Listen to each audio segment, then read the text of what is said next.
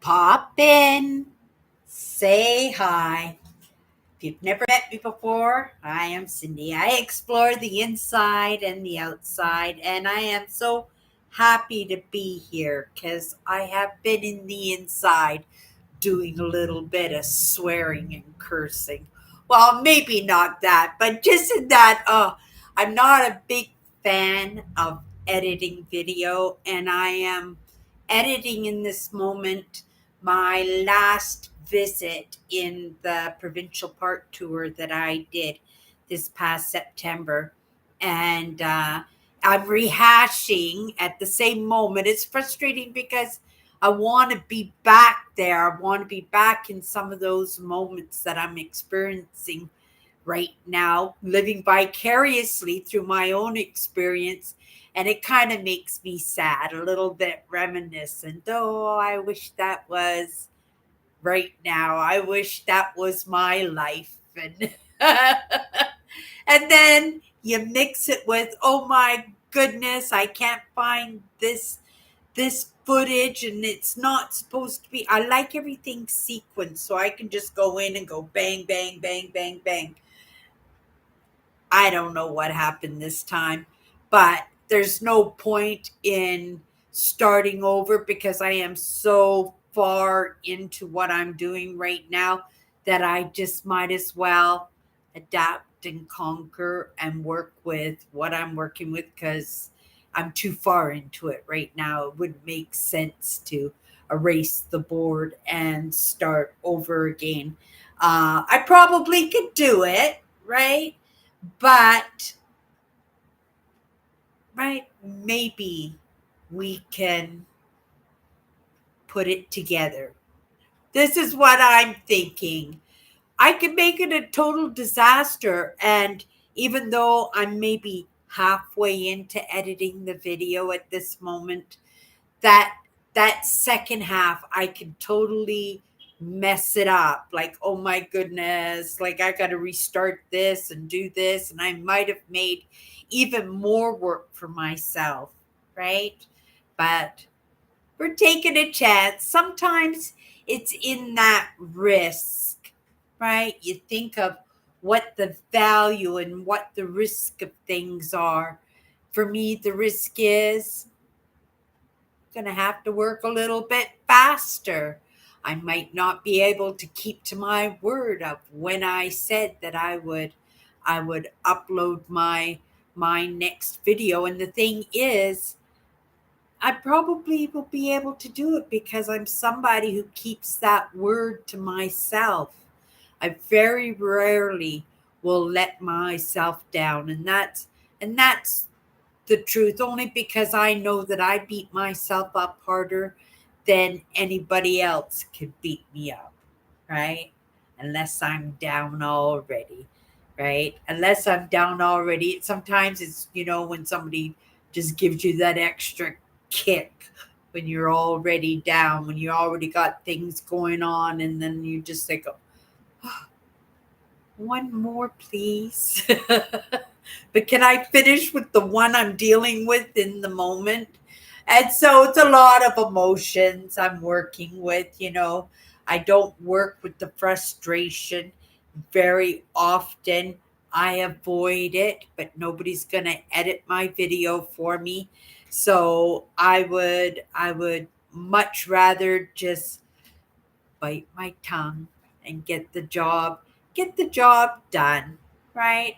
And at the same time, even though I'm sad and I'm reminiscing and I'm looking out my window right now and I see my trees out my front boulevard are all the leaves are all gone, everything looks all dark and dreary, but you can still smell fall, like even more so now because it's more composted, right? And so it really makes me want to be outside going for walks up and down the back alleys because I know those walks unhindered, right, from winter, because winter hinders you up a little bit. You have to be a little bit slower because there's ice under the snow.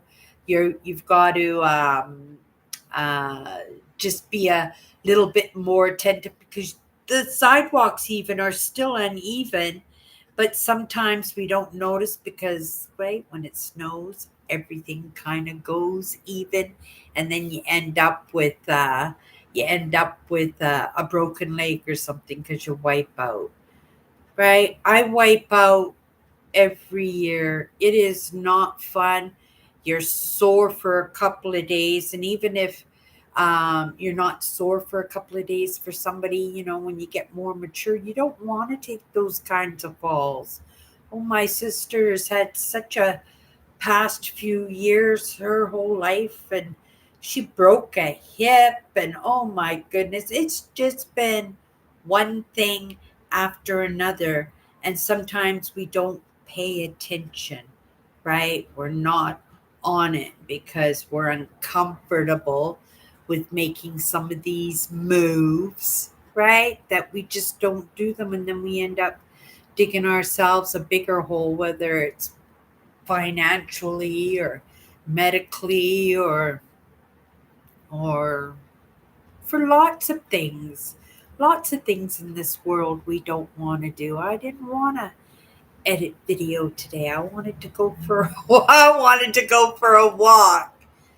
But I'm happy I did, because as much as it made me sad, and I lived vicariously by, reliving that experience that I had as a spectator rather than the experiencer, because a lot of my trip I was zapped, man.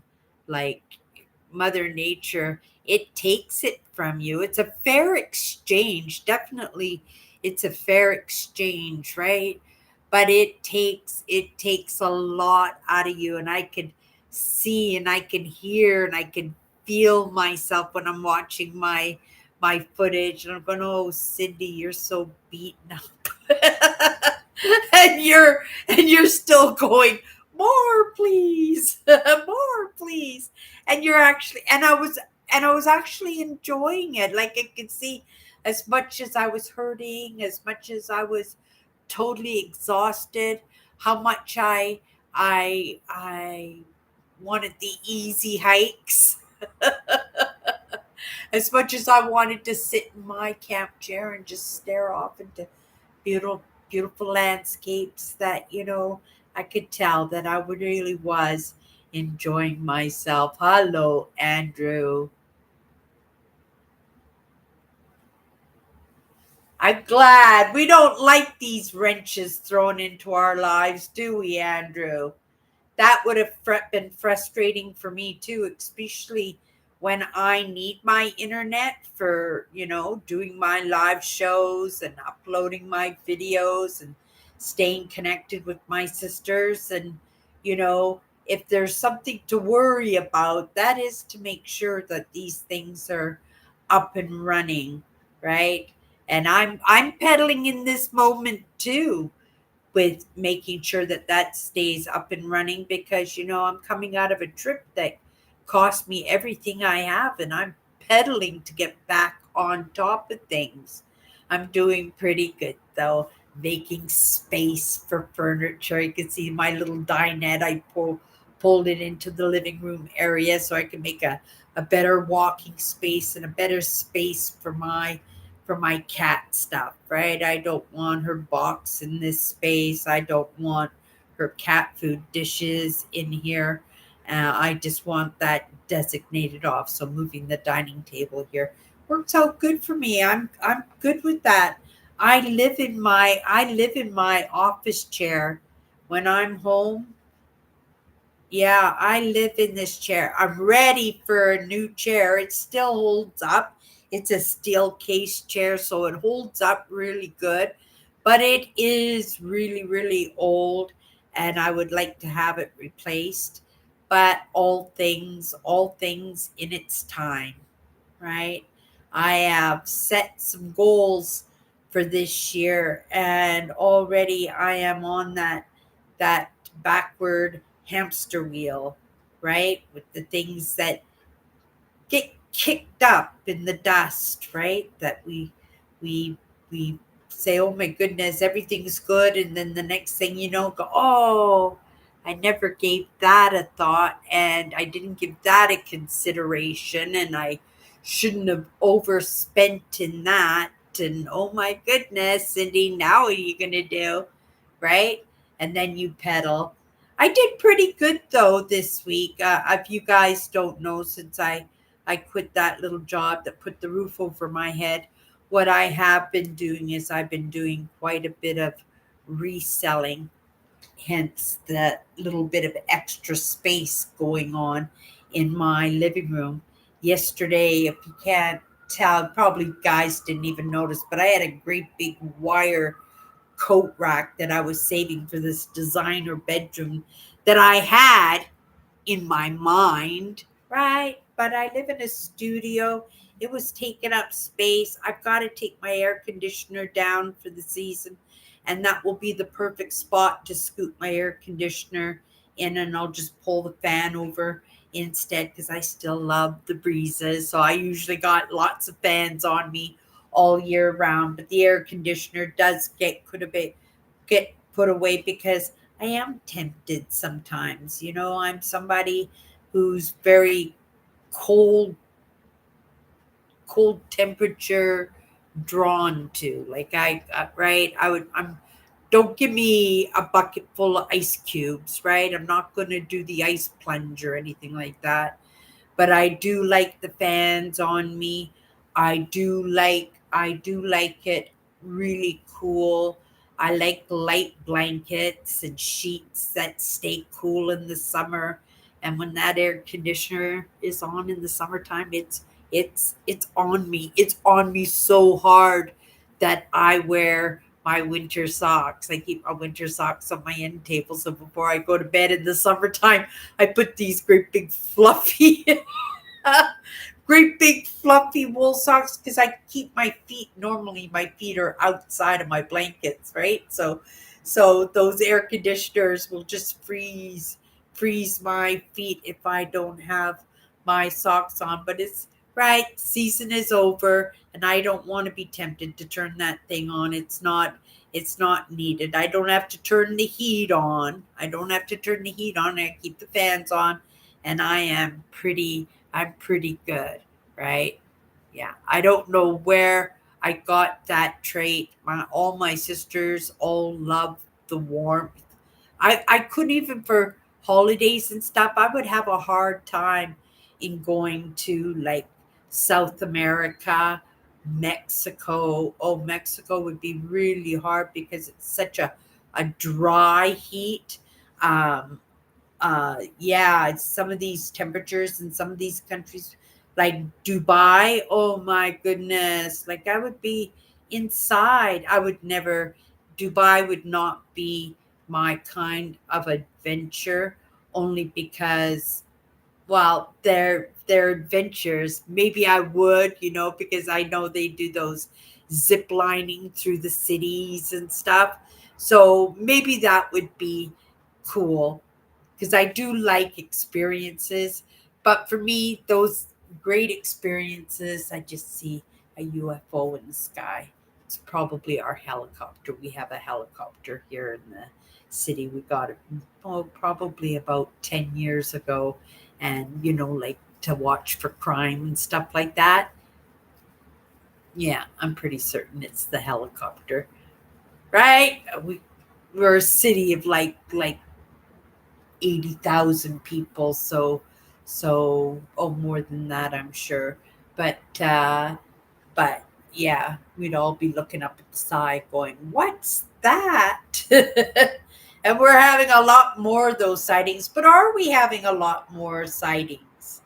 Right? Because we got the phones. It's easy to whip out a phone and to document things. It's this digital age, this age of AI learning that makes it so that we're all can be a little bit of those sleuths, right? It's not something that, you were lucky if you had a little instant camera on you and you caught Bigfoot, right?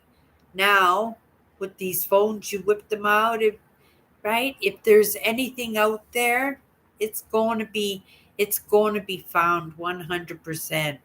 There is nothing. For DNA now, they don't even have to find bones. They don't even have to find bones anymore because they're searching the dirt.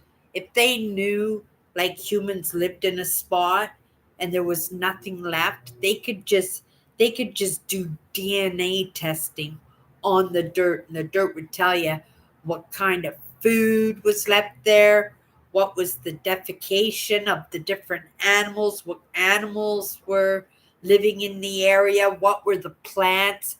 They, that's how advanced science is, and it is part of science. Archaeology is a part of the science because we're searching for answers, right? And I would think anything that searches for answers or presents an answers, that would be considered in a science in some way, right? There are so many different perspectives. I work in perspectives, you guys, like so many different religious ideas, political ideas, oh my goodness, cultural, even familiar in our own family, right? Right down to turkey dinner. Like God forbid that there isn't mashed carrots and turnips on on Christmas Day on the Christmas dinner plate, because that's a family tradition, right? And we pass these things down from one generation to the next, no matter what, whether you like turnips or you don't, right? It's on the plate. But we have these traditions, and we have these habits, and we have these rituals that we do in so many aspects of our lives. And it really, for myself, I think it really trips us up. It really helps me not to be attached. I get the understandings and the stories, but I let every cultural, religious, not too much the political, right? Because it's not my forte. It doesn't get my interest. And if it doesn't get my interest, then I usually don't allow myself to. Well, it's not like I don't allow myself to be pulled into it. It just doesn't get my attention. So I'm not pulled into it at all. So it's not like intending not to be up to date in politics, but because it's not something that comes across my path and my feed and my conversations and the people I surround myself with, right? And it's really interesting what we surround ourselves with, right? Then we find out to have the same kind of issues, the same kind of problems, the same kind of circumstances, the same kind of um, uh, happenings going on in our lives, right? But it's all in our surroundings. It's who and what we surround ourselves with, right? Even in those ideas. So I'm so grateful that I understand it takes all kinds to make the world, and I partnership with myself understanding, because I believe that we come back from one lifetime to the next, not Cindy, right? This is a one-time shot for Cindy, but at the same time, right? How often does that one shot happen? So, in partnering with myself, right? Understanding that even though I'm not coming back, that there are parts of me, you know, that do come back, that do uh, grow and experience, you know, vicariously through possibly my experience, meaning, I get to be the evidence, right? And, I'm only in the evidence of, creating the best human being that Cindy is, right? Not necessarily, you know, this is the way everybody is supposed to be, right? That would be kind of boring, wouldn't it? But yeah, I find it really interesting. So I pay attention. I pay attention that way, and I'm really grateful for that. that opportunity, right? Um, Owen says he has a fan every night. Yeah, I like my fan. I like the whir of the engine of the fan. It keeps me from being hyper vigilant in the bumps in the night, things that get knocked over, my cat chewing on her cat food. That, because I pay attention that way, even in my sleep. This way I'm not interrupted because what I'm hearing is just the engine and the fan and yeah, I find it very comforting to I look forward to bringing the big fan here too and having them both shoot at me at the same time. But I want to do the old switcheroo with the air conditioner at the same time because I'm still using the air conditioner. Like I said, I don't want to be tempted when I don't need the air conditioner to have it on because I like it, right? It's supposed to be functional just to keep me at an even temperature, not to keep me in a walk-in cooler, and I'll use it as such if you let me. So, yeah, maybe it's just I looked at my weather channel. This is how anal I am about that. And we got some warm days that were scheduled for pretty close to being into the 20 Celsius, which is like room temperature. And room temperature for me, I consider too too too hot. So if that's the kind of temperature we're going to have next week, I think I would like to just hold off and see if can. It's no trouble. It's just sitting there. It's sat there all summer. One more week is not going to make a difference, and then I'll put my air conditioner away and bring out the fan. But I'll have that whir of the engine, the motor of the air conditioner, because I'll miss that, right? If I don't have something to replace it in, and I might have a couple of nights of bad sleeping if I don't have that whir of the motor of the air conditioner, because the air conditioner is twice as loud as my fan is. My fan's right next to my head too. My cat likes the air conditioner and the fan both. Yeah. Okay. Oh, you took your air conditioning out already. So are you enjoying the fresh air? That's what I'm looking forward to, and taking my air conditioner out because then I'll have another window by my bed that I can open wide open, right? And then, it might have a couple of nights still before it snows, that it might have a nice rainstorm or something. And I'd enjoy laying in bed with the window open by my bed at least once before the season ends and we go into winter, right? We go into the dreary months. We go into the dreary months, but we get through it as soon and just as fast as winter sets in. And I love winter to start, but just like anything else, I start missing the nice weather, right? I miss well, fall is my absolute favorite. I would say late summer, which is part of fall. Late spring after it dries up a little bit. I like spring. Otherwise, spring is a little bit of a nuisance. But I have my keen boots, so I can right dance in the puddles and walk through the muck, and they hold out pretty good. And I wasn't quite ready for my second pair of Keens. They would just happen to be part of my Christmas present, so I got them early. But I got two pairs of them going on at the same time. My good pair and my good pair. They're both good pairs because my older pair has better traction than my newer pair does. But my newer pairs are nice. They're nicer.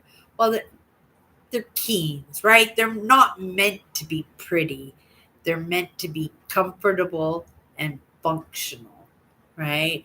And you can't beat that toe room that you get on the Keen shoes. Yeah, they're great. They're great shoes for all ages, not just somebody who goes for walks and stuff, but even as a senior, to when you just to be safe on the icy sidewalks and stuff, because they got such good traction, and they don't weigh anything, right? And you can just use a shoehorn and just slip your feet into them without dealing with the bindings and the shoelaces and the buckles and stuff. Yeah. I love Keene so much that my Wind River, I have a pair of brand new Wind River. They must be worth $300, and they're sitting in my closet right now. And I put them up for sale for $80 because I don't need them, because my Keens are perfect for winter. They're so lightweight, and there's no buckles, great grips and traction on them, and they're good to minus 30 Celsius. They're really well insulated. They are a great winter boot. People don't realize it. Those the Keen Avalanche, if you don't know, great boot. Great boot. Yeah, if you live on a farm, yeah, you'd want the Keens for sure. That's like driving just a regular little orange tractor, or you're driving the big, what's the big green company, you guys? The big green company that does the tractors. It's right on the top of my tongue. I think it starts with a K. Uh, so somebody else shoot it out there for me. Okay, I'm a great one for fans. I have a little fan at my workstation at work, partly for cooling down, partly because of the sound. Not cold yet here, but it's getting chilly. Yeah, I really desperately want to go for a walk. I wanted to do that today, but I thought I'd better get a little bit of ahead of the game, seeing I've got a little bit of a mix up going on. And this is my last, well, it's not my John Deere. Thank you, Andrew. Yes, John Deere. I didn't know it starts with a K. It doesn't start with a K.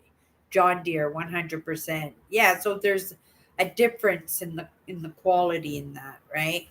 But but I was editing video today, and I wasn't having fun with it, but at the same time I know I have to get it done, so there's no use grumbling or complaining, or right, it just has to get done.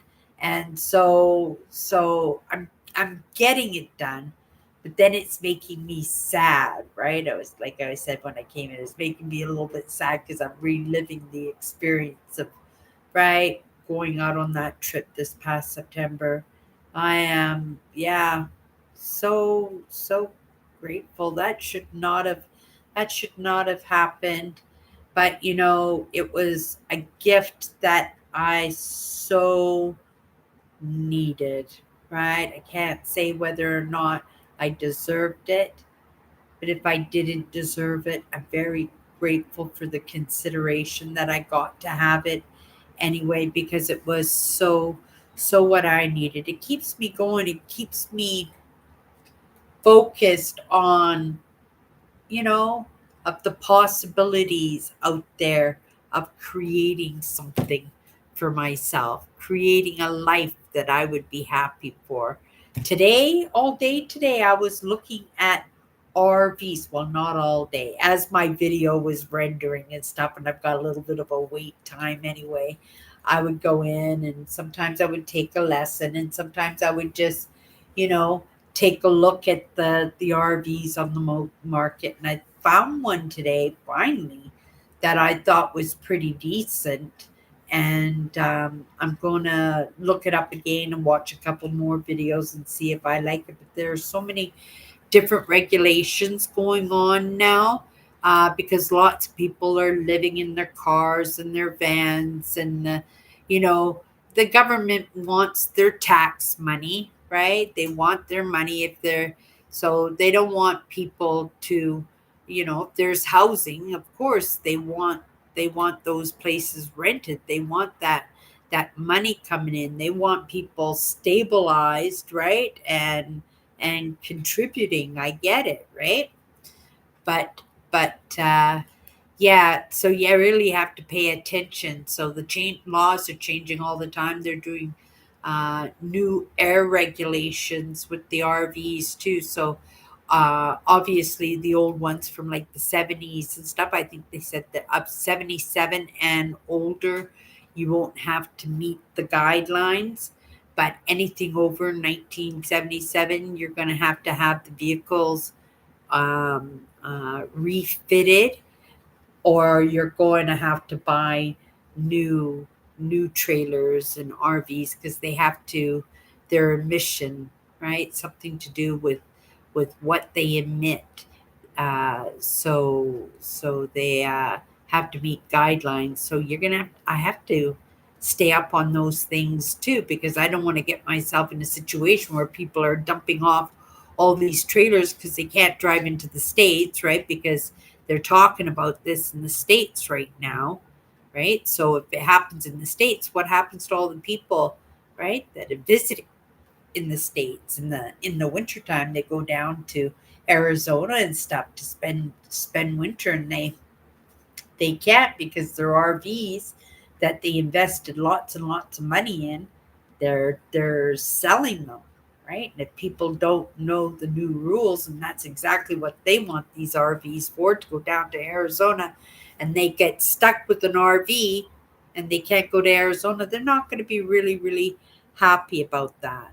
But that's change, right? We have to be ready to move with the big change, right? It Things will settle down. We'll find solutions, and what do you call those, wormholes, where you can find. No, there's not wormholes. Um, Maybe it's wormholes. I don't know. Where you find the little tricks to bypass, the rules and stuff to make it easier.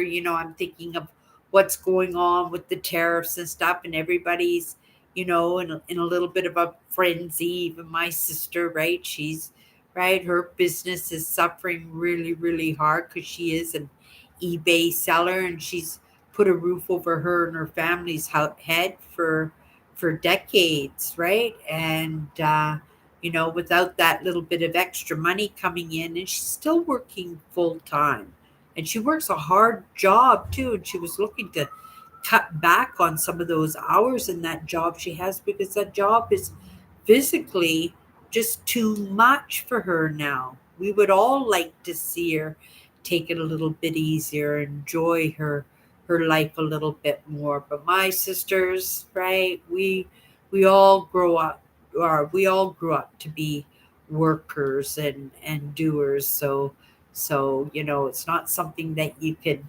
pin her down and say, make her change her mind. It's really hard to change anybody's mind in my family. Oh my goodness.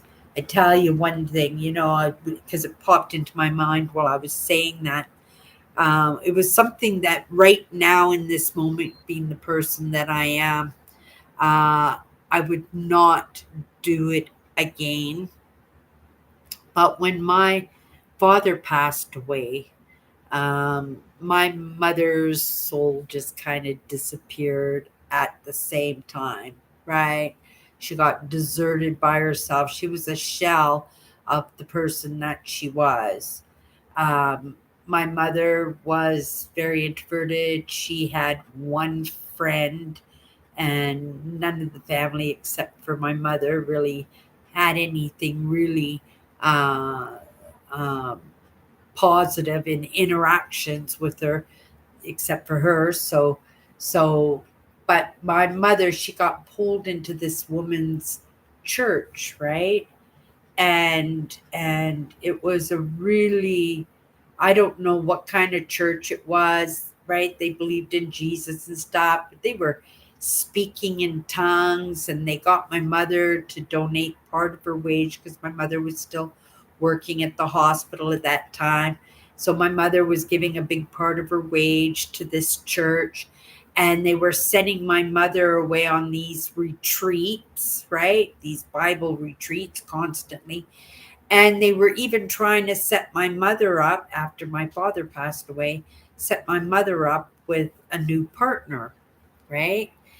And my sisters, for myself, right, one way or another, it did make a difference. But for my sisters, this was a big thing. They didn't want my mother to be a part of this church or anything.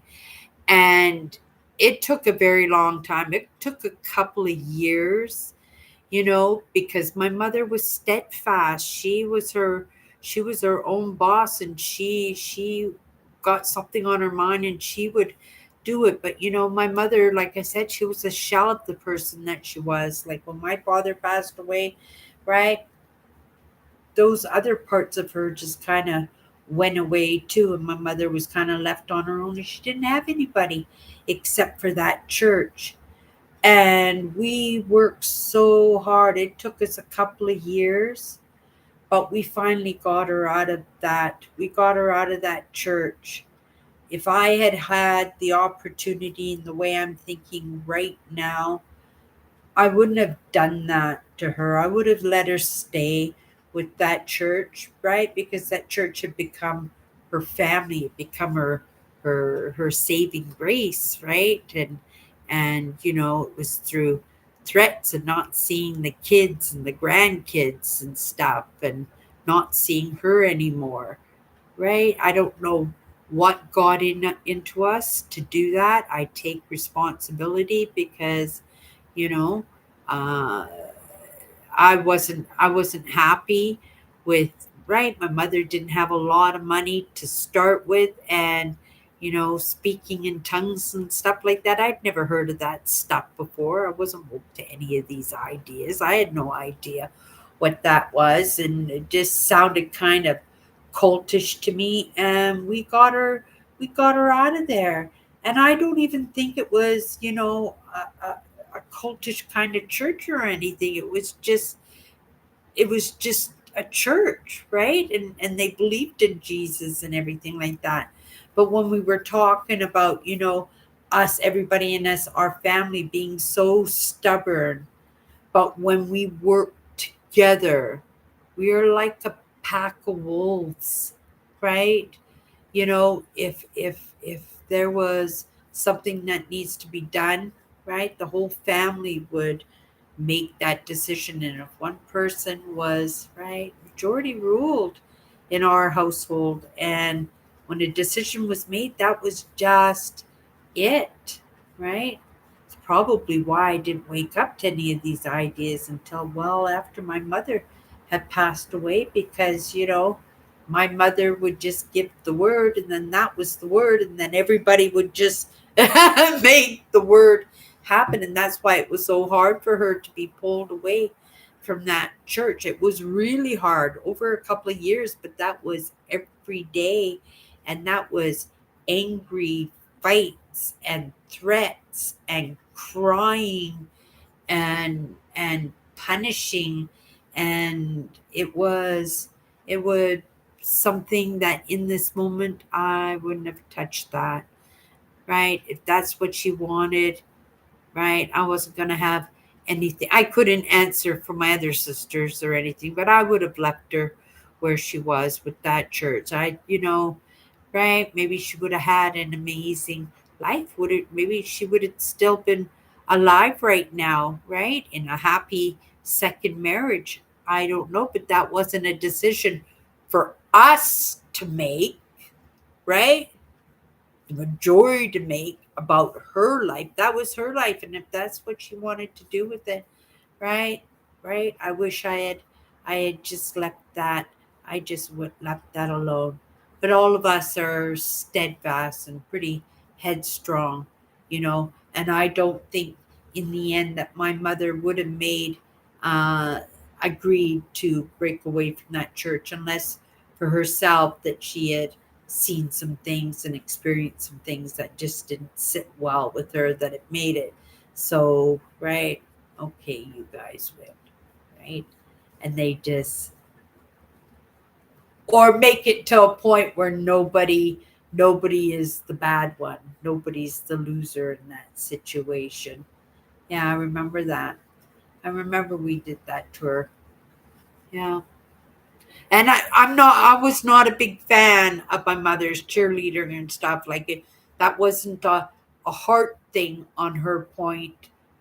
Well, maybe it was because I didn't want her to suffer in any way, right? But either way that I had right.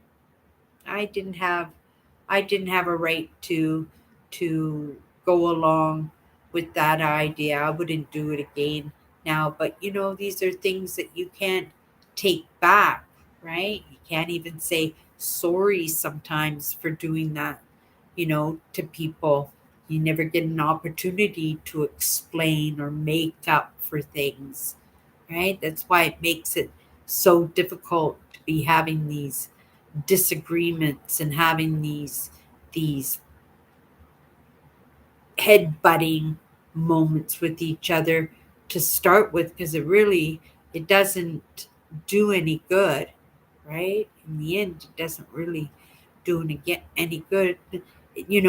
I was thinking yesterday about free choice, right? In my family, I discovered why I was given free choice, why all of us kids were allowed to have free choice. I always found it curious, right? That the parents that I had, why they would allow free choice for us to make good decisions and bad decisions. I thought, oh, well, my dad's part, he just wants us to learn by our mistakes. And for my mother, well, I couldn't understand except for maybe the fact that, because that's what my father wanted to do, right? My mother just went along with that because that's what my dad was the king of the castle, right? So our king of his castle, and so what he wanted stood up. And then yesterday I was thinking, I'm going, free choice, right? That we can all have free choice. But the thing about free choice, and it just hit me like a big cement block on my forehead, right? Especially when, you know, this is big in kind of the circles that I kind of hang out in. And, I just, it was the influence and the manipulation, right? That you can influence somebody's choice and you can manipulate somebody's choice, right? So that when they did make the wrong choice, right? You could say, well, they chose that. They chose that, not fessing up or including the fact that you sheep herded them into that position where they thought there wasn't any other choice, right?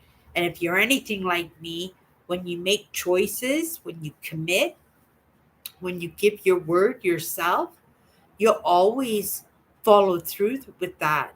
And I can't imagine how many bad ideas, how many lies I went along with, right? How many bad choices did I make that I really didn't want to make, that I was just influenced into making. Isn't that interesting? Yeah. That's my family. That's right. I lived in a family where everybody thought they were boss. Already waiting. There was a spare and a spare and a spare, all waiting their turns. Yeah. Okay. Oh, hi, Kathy.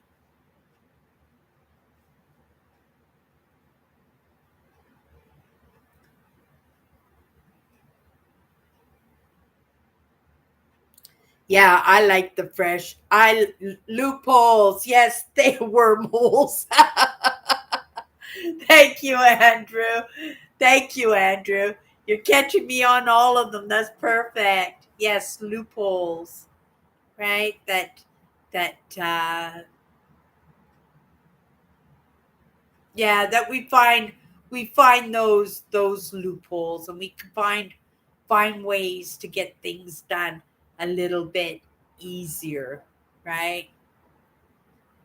but without missing out on the lessons, right? You don't want to bypass important things. I there were a few times I thought, "Oh my goodness, right? It's this year. This is my year. This is going to be that time." And then just have the most screwiest year that makes it so that I have a totally different perspective, a totally different understanding of things. And I think to myself, oh my goodness, if I had stopped where I was last year, I wouldn't have understood any of this. This is just so amazing that I got this extra block of goodness, because that's all it is, right? Because I just keep going, right? Maybe, right? I was going to say, I don't know if you guys know this guy, Carl Jung. He's been floating around in the conversations ever since I woke up to some of these ideas. But he's like the old guy from the past, and you see pictures of him, black and white pictures, and you can just, oh my goodness, like, this is from like the 40s and 50s and stuff like this. And then you listen to him and you go, oh, this is just too much. I can't understand. This is all brainiac stuff. I can't understand any of this. But then, because of the networks that I'm in and the conversations that I sit in, everybody's quoting them, right? Carl Jung said this. Carl Jung was thinking this. Carl Jung had this experience. And I just like, oh, so much. And I understand, like, these these beings, they come across my path at certain times. I don't dictate them, but I was curious. He pop up in the information and in the conversations a little bit, but no pull for me to actually go in and delve into his content. It was too brainiac for me. Well, for about the past 2 or 3 months, I'm in his content, you guys, and I understand it. And not only do I understand it, a lot of those, right? Because when I'm out there, I'm looking for people like me who think like me, have ideas like me. And I come across people all the time that have some of those ideas of me that I have, but they think differently in other aspects, or I think differently on that aspect, right? Even though it's the same kind of idea, I expand on that, or maybe they expand on it or something. And this happens all the time, right? But I don't really bump into people who think on the magnitude that I think of.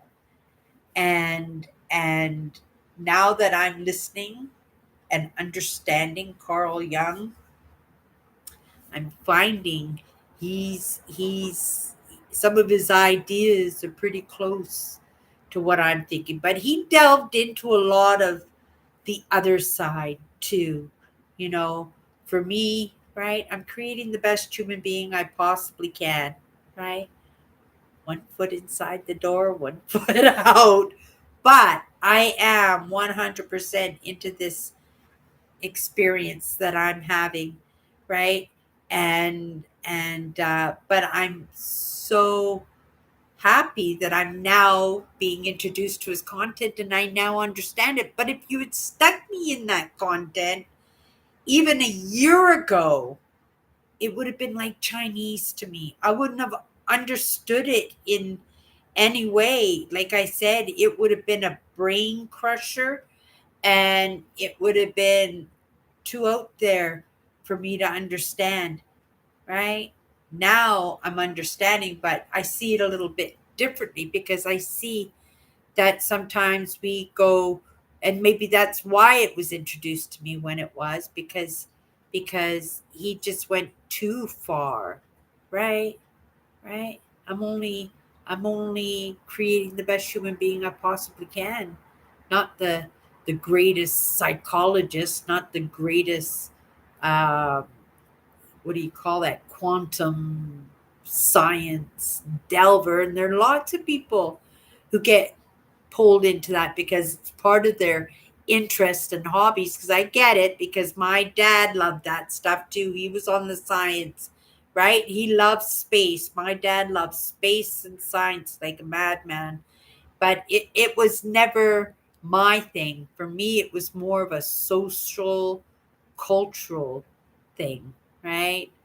And of course it was all tied up with nature and history, but that's what makes it unique, right? That I can we can have these interests within our interests, right? I could do archaeology, but my kind of archaeology would be to understand how those people thought and how they lived and how they loved and how they interacted with each other 300,000 years ago, right? But it's still archaeology. Okay, I'm off the track now. Here, let me have a sip of my coffee. I hope everybody's having an amazing week. It has been heavy, heavy. I'm at that point now where I just kind of, I don't know if it's healthy or unhealthy, because I'm very much a realistic person, and it's a not very really realistic solution for a situation I'm in right now. But I'm just going through each day. Everything's going to be okay. Everything is going to be okay. And sometimes that's what we have to do, because we don't know the solution, the fantastical solution, a solution that you wouldn't have thought of in a million years. And in order for that to come in and resolve a fantastical problem, right? Sometimes we have to go into those fantastical states of just saying, everything's going to be okay. Just keep going, right? Just keep moving, right? Just find the funny point in the life, right? Just find that, right? Just oh my goodness, right? Everything tumbles out of your grocery bag, and you have to bend over and pick everything up. But you never know that most amazing partner that you could ever thought for yourself, whether it's like your best friend or a job opportunity or husband number two or wife number two, bends down and helps you to pick up all those things that have tumbled from your bag, right? And that's the fantastical, because those are the situations that might not have happened, right? Those happy circumstances that you realize and you recognize in your life because they're happening all the time. Everything is going to be okay, right? So, like house bills, I came home, so I had a strict budget, all set out on my strict budget, and I blew that budget. Right, I was happy to be home. There was no way that I could do a month's worth of groceries, the budget that I had allowed myself to do. So I blew the budget, and I emotionally blew the budget on top of that. Needless to say, remember what I said?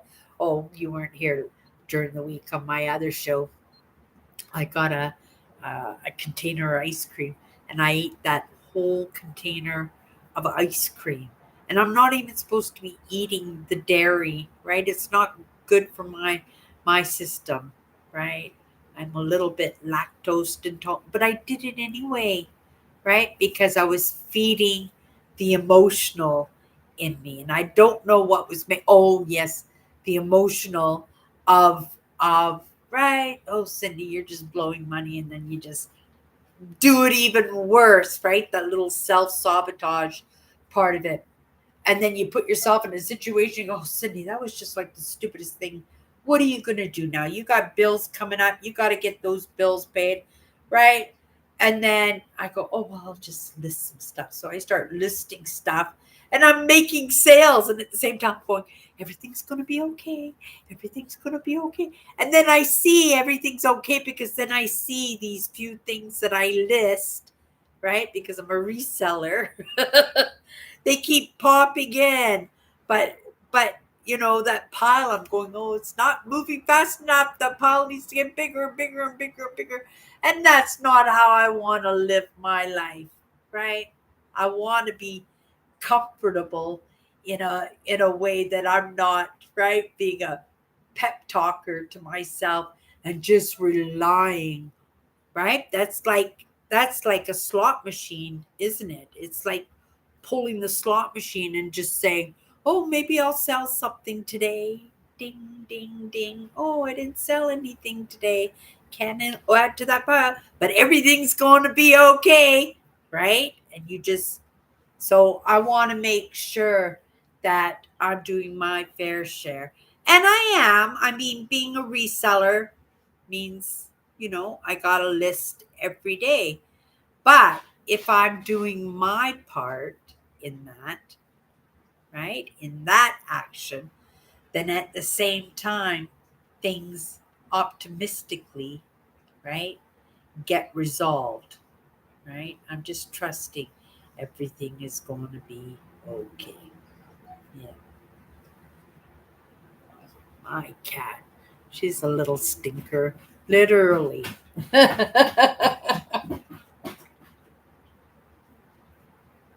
Mm, my tea. I got a new coffee mug, you guys. These are from 19, I'm going to say 1997. I tried to find the bottom because, with plastics, they usually write the dates when it's manufactured and stuff. I couldn't find the date, but I found this brand new at Goodwill, and I got it or not Goodwill, Salvation Army, and I got it for $2.99, and they're my favorite mug of all time. They don't come up very often, but I grab them every time one comes. There was a point where I had 8 or 9 of these in my kitchen cupboards. The cups themselves, you can get them, but the thing is, it's the lids, right? It's the lids that I keep losing. So now I think I have 2 or 3 of these mugs now. These ones are my bubble mugs. I'm good. I barely even use my little porcelain and pottery mugs with all my inspirational quotes and stuff on them anymore. Very rarely, right? Maybe a couple of my big ones. But oh my goodness, Nancy, I was thinking of you today, Nancy. Isn't that odd? What was I thinking about you today? That I hadn't seen you for such a long time, but there was something that I thought of you specifically. I can't remember what it was. And I kind of giggled at myself, and then I went, "Oh my goodness, I haven't heard from Nancy in such a long time."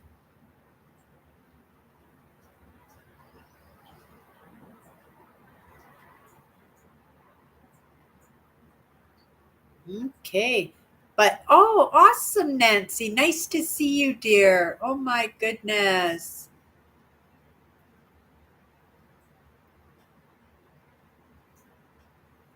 Yeah, another week, you guys, and I'll put my air conditioner away. I'll take my setup out of the window, put it all away, open up my windows wide, and guaranteed those windows will pretty much stay open all winter long. I'd like to uh, um, kind of speculate what the weather is going to be like this winter. We have had 2 very, very, very mild winters, like so mild they they it was really strange, right? And we so easily throw that terminology out that it was global warming, but when winters, right here in Winnipeg, winters are not mild. We don't get mild winters, but we have had 2 mild winters where there has actually been like slush on the ground for a good length of time. Um, uh, Even to the point where we're not even wearing our heavy jackets, we're wearing our light jackets, right? And it is strange, but it's something to take note of, right? That's our environment, and even though it's global warming, it's going to take 100,000 years, right? Unless something really drastically happens to kickstart that well, we could go back into what do you call that? Uh, Winter again. We could go into a cold front that lasts for a few hundred years if a meteor hit the ground or there are lots of reasons. Volcanoes could spew up ash into the atmosphere and block out the sun, and that would change the way we live, right? Maybe change the way that we survive, right? Remember what happened with the dinosaurs and stuff. Like the dinosaurs, they, right? There were so many of them and they just all disappeared, right? And what could do something like that, right? If it's the dinosaurs, those great big huge dinosaurs, that means the trees suffered, right? The grounds, the oxygen. There was no oxygen for these dinosaurs, that they just died off because they were so big, and that's why mammals, the small mammals, survived, is because they were small. They were able to stay close to the ground, and whatever you know little bit of nitrogen was being produced, right? Yeah, I'm sure it had something to do with the depletion of oxygen, and that's what made the dinosaurs die off, right? And I think probably the dinosaurs dying off made it so humans could thrive. Otherwise, we would have been what? Cave real truly cave dwellers or tree dwellers. But the thing is, the dinosaurs were taller than some of those trees. They would have been plucking us out of the trees like we were cherries, right? Right. I like these kind of conspiracy theories, not ones that involve man backstabbing man, but ones that really have us thinking about what happened to Earth. They said that Earth had six, um, what do you call that? Extinction, um, extinction what?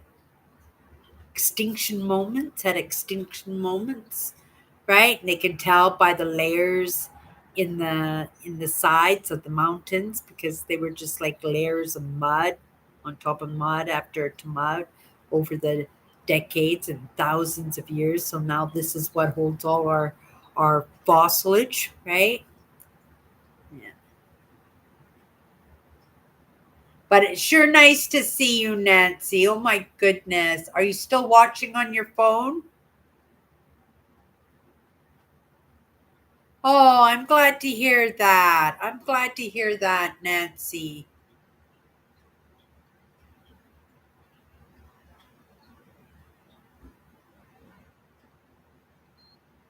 Um, Everybody's just yapping at Nancy. Nancy hasn't been into the live for a while. Oh, Melvin's here too. All the dinosaurs I knew were just little short. Oh, you're a funny man. You're a funny man, Melvin. But right, they actually found like Indonesia, and there was an island that had some fossils of human beings, and these beings were so tiny, and they say they were like so tiny. No, I'm going like this, but like under 3 feet tall, right? and that was because it was uh, the food, right? It was the way that they had to survive, was to adjust to make sure that they had enough food to keep their bodies going and everything. So they couldn't accommodate the great big bodies, so they had little bodies. But at one time there were over 15 different species of humans. It's just us humans, Homo sapiens. We're the last ones. We're the last to survive. But that doesn't mean that there can't be new species. Oh my goodness, so many new species in the past couple of years. Actually, today I read of a new one. It was uh, a dragon bug. No, it wasn't a dragon bug. That was one I read about. It's in Japan. They found a new bug that's like a dandy long leg, but that's some kind of dragonfly or something. Um, but there was one that I was reading today, and it was a new species that it was a totally new species, and I can't remember what it was. And I'm thinking, oh my goodness, so many new species. Even as humans, we are creating species, aren't we? Because we are doing the ligers now. We are doing that in the labs. We brought back the bear wolf, didn't we? And we did that in a lab. We're trying to bring back um, uh, uh, what's that? Uh, the devil starts with a TH. I can't remember what it has. The dog wolf ones. Oh my goodness, right on the tip of my tongue. Doesn't make me look like much of a smarty pants, but that's the idea, right? I was talking about this yesterday. Sometimes it's just a matter of getting yourself enough information to get yourself in the conversation that somebody can pick up the slack. Like when Andrew uh, gave me the John Deere, right? I knew part of the story on the tip of my tongue, wasn't quite remembering. But then somebody else knew what I was talking about and just kind of jumped in and said, "Oh, John Deere." And yeah, John Deere. Just like that. Tasmanian devil, thank you. What was the name, the real technical name? TH TH something. I can't remember. Thiacin, right? Yeah. And they're bringing those back. The dodo, there's a form of the dodo bird has come back. Um, uh, oh my goodness. I'm just trying to think, just so many different creatures um, being spotted. They even found a whale with back legs, right? And it's funny because whales started as fish, right? Then they grew legs, and this is evolution, so we're talking over thousands and thousands of years. They grew legs and came earthbound, right? They walked on land, and then for whatever reason, and I suspect, when the dinosaurs and there wasn't enough oxygen, they had to get away from the volcanoes or something. That it was a way of survival. That they didn't totally give up the water, just like the hippo, right? That they went back to the water and their legs slowly disappeared, right? Like those organs that we don't need, like our appendix and stuff like that, that we have these useless kind of organs that at one time that were really important to us, but they're not important to us anymore, right? And but they've spotted a couple of these whales with these legs, which are throwbacks from millions and millions of years ago. Now they don't think it's a new race being populated in the world, but it's just something too, just to take note of, that sometimes things go extinct and then reemerge. Oh, that was what I saw. There were some birds that they found that they thought were extinct, and they're not extinct anymore. Also, they bred a turtle with the last turtle in the world, and it worked. And they've got a sort of kind of a hybrid of the turtle that has gone extinct, because it's the last turtle, and it was over 100 years old, this turtle, right? So they didn't think it was even going to be able to mate in that, but they got new baby turtles from this turtle, and they're not exact matches, but that's evolution. We need that diversity in order to survive, right?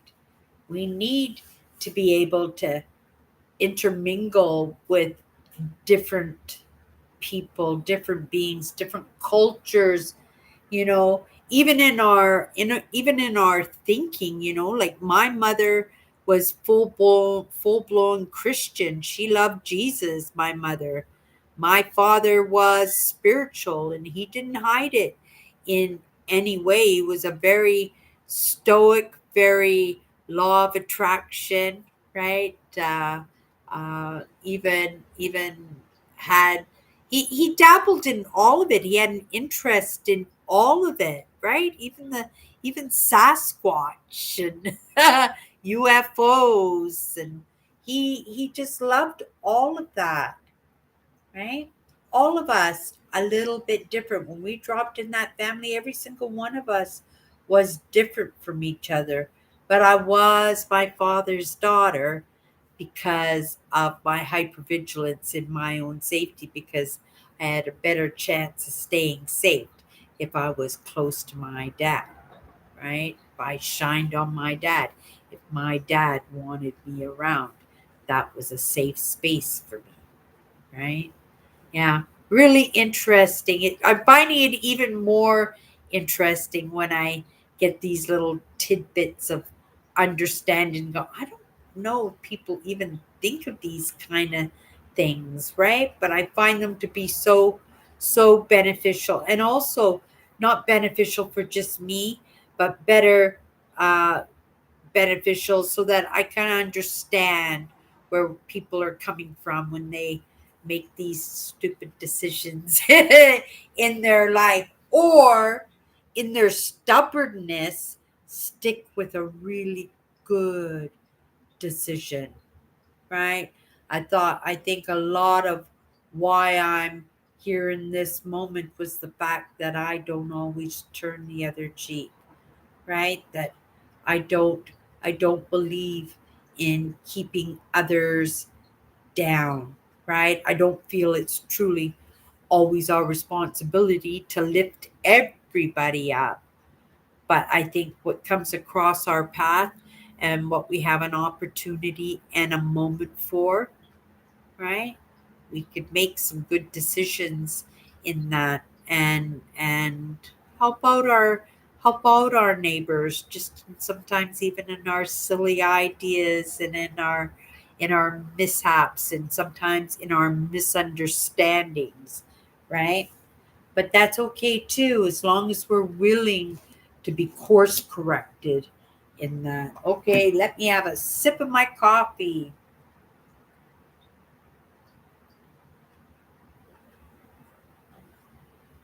Oh, but I'm happy I'm into editing that video. If I had waited until tomorrow to start, actually started it yesterday because I've got to render everything anyway.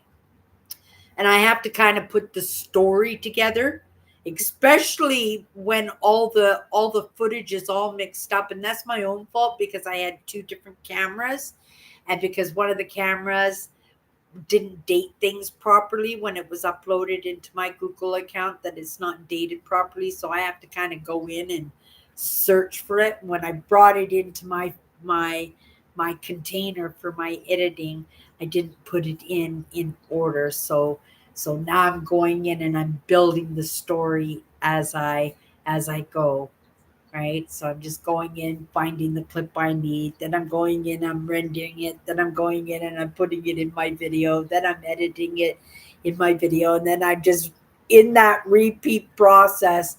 So it might take me a little bit longer, but at the same time, I see the story a little bit easier too, because I'm not just taking it from one to the next, right? And just adding in. I'm actually able to eliminate quite a bit of the footage, right? A lot of the footage was kind of useless, and because I was so exhausted a good part of that trip, I was really like, oh, when we say exhaustion, we're talking like going out to the farm fields in the very dark in the morning. It's still dark out, and then staying out there until nighttime without a break, without even a drink of water or a sit down break for some lunch or anything. You're just going, and then you just get in, and then it's dinner sitting on the table waiting for you, but you're just looking at it going, I just need my bed, right? And that's how I felt for a good part of that trip. But I think it's in that mutual exchange that I was having with Mother Nature, that little bit of give and take, and also a lot of the information and a lot of the understanding takes too at the same time, because you have to go into digestion over it. It's just not, you just can't take absolutely everything as fact, but you have to believe in what you're doing, right? And leave yourself open and willing to allow a little bit of change into your life. Yeah. It's interesting. It's interesting editing the video, because I'm really taking a look at myself. It's the last day of my trip, so it's like day 7 and day 8 of my trip, and the exhaustion. Like, I'm listening, I'm going, Cindy, I can't hear what you're saying, because I was just, oh, yeah. I was so I give myself credit for trying. And I love that I can laugh about it, right? That I could just, because I couldn't even understand anything I was saying. But I was,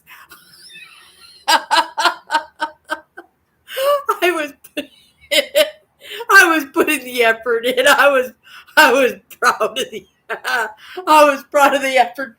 But it's not footage that I really can use for anything, unless I just want to turn it off and just put some music to it. But you guys know I'm all about the real. I'm all about the Mother Nature. I'm all about the, right. So I just can't do. But then again, I guess I could take the sound and mute it off, and then I could talk about something else, because Cindy's always got something on her mind that she can fill the time up with. But yeah, that's right. But I found it amusing, because I found it in a couple of my clips. But I also knew instantly that it was the exhaustion.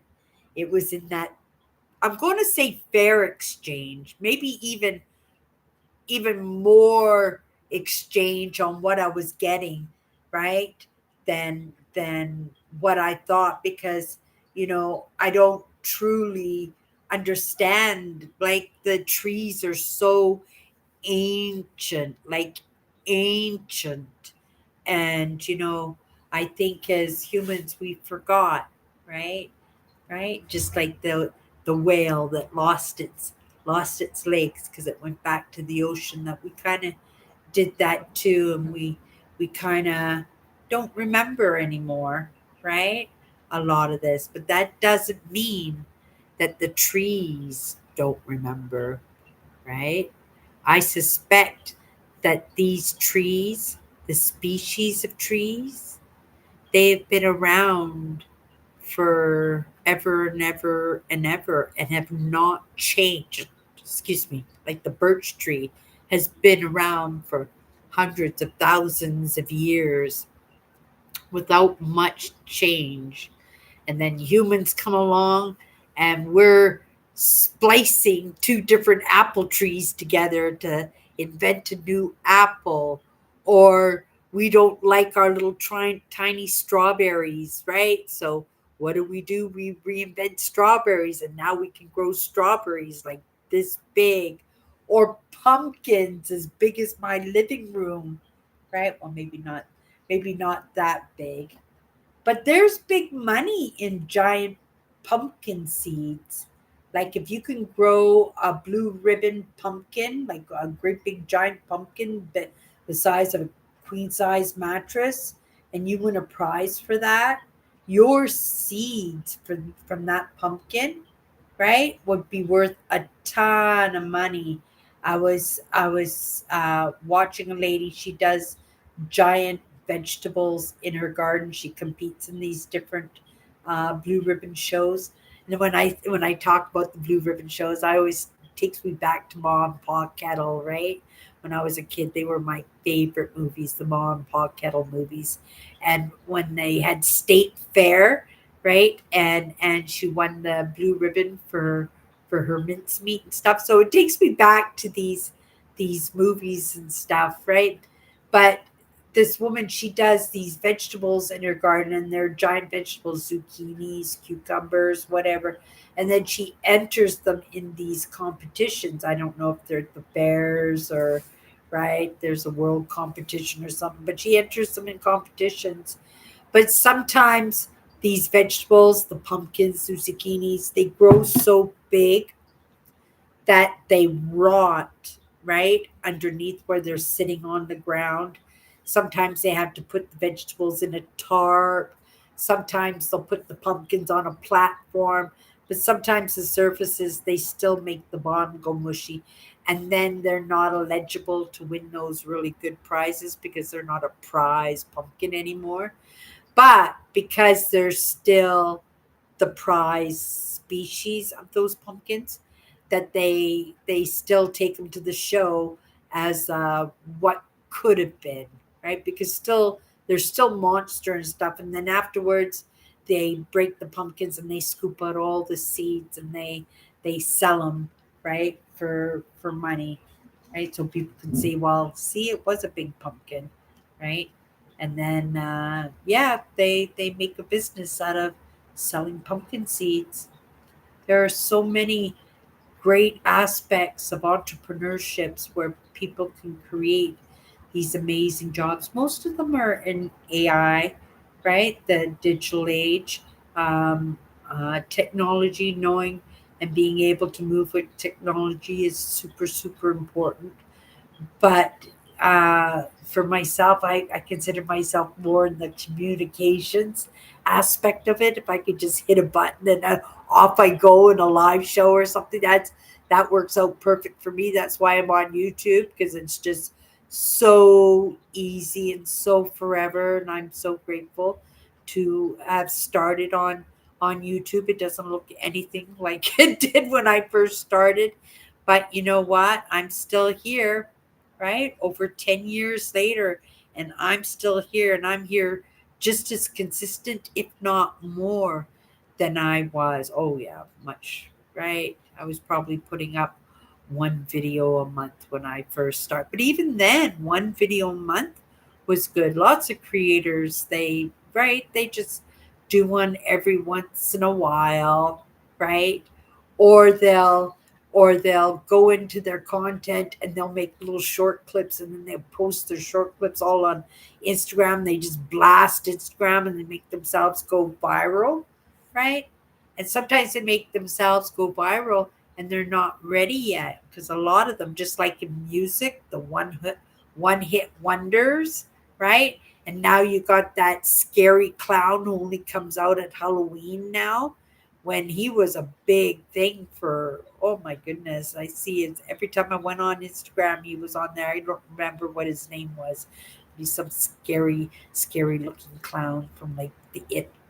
Stephen King's movie It, right? And now he just does dancing routines with a couple of other one hit wonders that that uh, that made it. One was a gorilla, or no, one was a Sasquatch, and the other one was, can't remember what the other one was. But now they're just doing little dancing routines during the holidays and stuff. And I'm thinking, oh my goodness, these guys were so big, but maybe, you know, they weren't ready for their bigness, right? That, that possibly if they had gone a little bit slower in what they were doing, they could have created something that could last forever, right? Okay.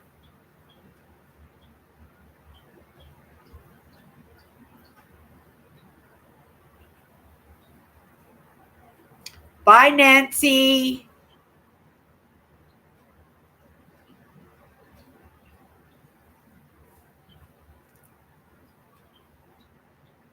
You didn't even know you had a YouTube channel. Do you post often on your YouTube channel?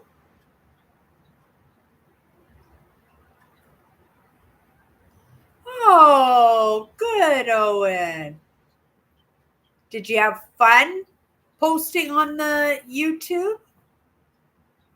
It was something I grew into. I had a plan. I thought I had a plan, right? But then the plan just picked me up and I'm just going along with it.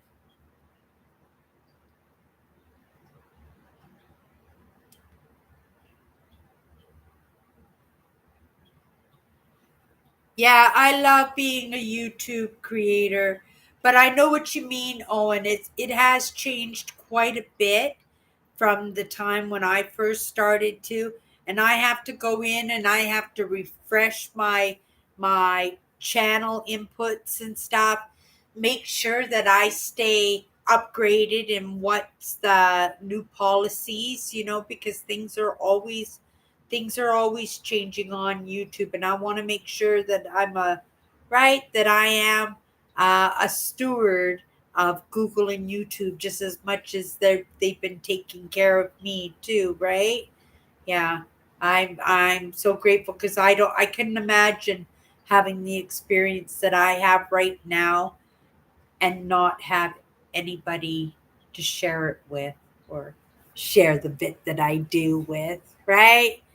But I think in being able to share that, I become the example maybe for somebody else that finds themselves right in the same situation, because I know and I've seen people really have hard times with it, and once you're in it, it's really hard to go backwards in it, right? You'll always have to be moving forward, but like my idea is you just go slow, just take those small bites out of it, right?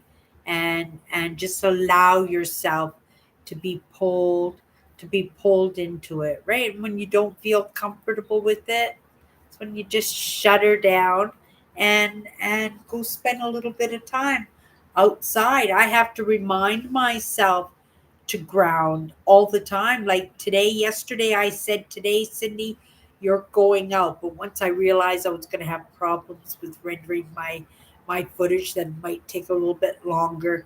That right, and I got disillusioned. I said, "That's it," and I gave up on it for like 2 hours, at least 2 or 3 hours. Then I said, "Okay, Cindy, go give it another shot." And then I went in and I came at it with a different attitude, in a different way, and it's working, right? And then I had to do my live show, so I shut it down for the night, but then I'll be right back at it tomorrow. And I won't get it all done tomorrow, but maybe I'll get it all blocked up tomorrow, so that on Tuesday all I have to do is just those finishing touches on it. And that way I can keep my word, like I said, that I would be posting it on Wednesday. And on top of that, I'm going to be able to cut at least a half an hour out of the footage, because that will be a walk with me, Cindy Jean, because it's one of the trails that I went on. So I'm just going to put that one, and that one I should just be able to just splice it all together, join it all together, and that will be good, and get that posted too. So I have two more videos. If this one is going to be 2 hours long, it could be a long one. I was out there for a couple of days, and I took a lot of footage, but mind you, a lot of it was my landscapes, right? And I have this new rules for myself that I can't enhance my photographs anymore. I don't want to use editing programs. I don't want to brightness. The only thing that I'm allowed to do is to crop. So if I don't have my photographs centered properly, I can crop them. But other than that, that's the artist when it comes to my photography, because everything is enhanced now when it comes to photographs. Like, you don't know what's real and what's been totally altered, whether or not you took all the people out of the picture and now you got a beautiful nature scene, or if you got in so close that you don't see all the hairy scary going around in that moment, in that landscape that you're in, that you're taking a photo. And then sometimes, we think the skies are dreary and dark, but sometimes there's beautifulnesses in some of those big stormy skies, right? I love the clouds, and whether they're big black clouds or big blue clouds. I'm not super particular, right? Unless it's downpouring on me. Um, but I just love, and I thought, you know what? Everybody and their dog, there's an app to change everything about a photo. Wouldn't it be amazing that my photos of Mother Nature are true representation of what nature is really about, right? Right. So my photographs, I decided that whatever color that I can pick up in the where I'm standing, or the lighting that I have, that's fantastic. But I'm not enhancing it in any way with any editing programs. I'm not going to go the digital route, even though I'm in the digital route. I could easily do that. And it also works because, right, it's natural. And because I post these photos to Google Maps as a representation, so that when people are out on the highways and stuff and they're looking for a park to go and visit, that they're not looking at photos that have been enhanced, right? Because that's false information. That is manipulating somebody to come and visit one of the parks, because the picture that I'm showing is representing something that it's not. And I don't want to be that kind of artist when it comes to my photographs. Okay, you guys, let's wrap her up tonight. It's nice to have you back, Andrew. Owen, thank you so much. Last week I didn't message you afterwards. I wanted to thank you so much for being so kind to everybody last week and running the show. And Andrew Andrew was away. He sure is, and it carried over into this week. I just love that you guys just kind of watch out for each other's, and you guys watch out for me too. So it's super nice of you guys to do that. Thank you so much again, Owen. It's very much appreciated. Glad you got your internet back. Happy that Nancy popped in to say hi. Kathy, thank you so much. I still have your cards here. I haven't mailed them off yet. We're working on the house bills first, priority, and then we're going to get those mailed off to you.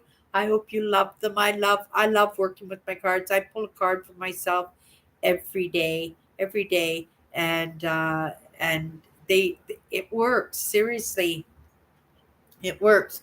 Okay, you guys, I'm going to have my cup of coffee.